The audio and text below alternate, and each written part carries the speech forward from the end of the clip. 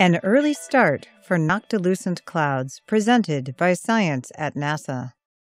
Every summer, something strange and wonderful happens high above the North Pole. Ice crystals begin to cling to the smoky remains of meteors, forming electric blue clouds with tendrils that ripple hypnotically against the sunset sky.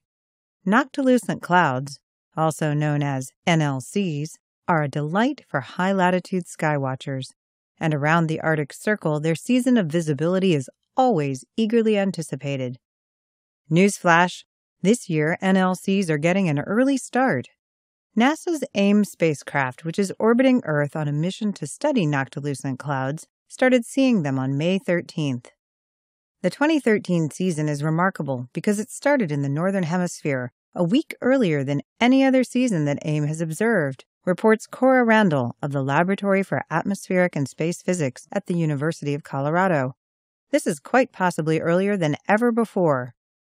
For skywatchers, this means it's time to pay attention to the sunset sky, where NLCs are most often seen.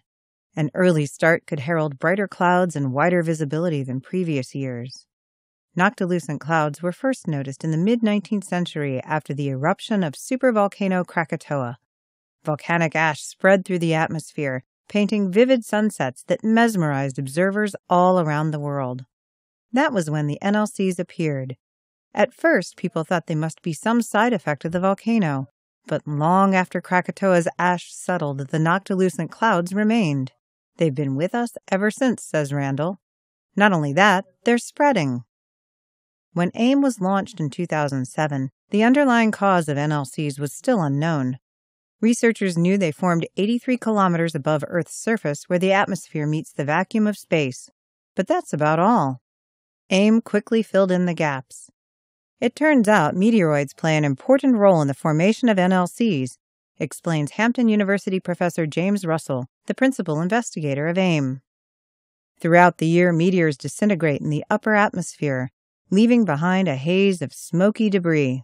During summer, when the upper atmosphere is ironically coldest, water molecules waft up from the Earth below and form ice crystals around the meteor smoke.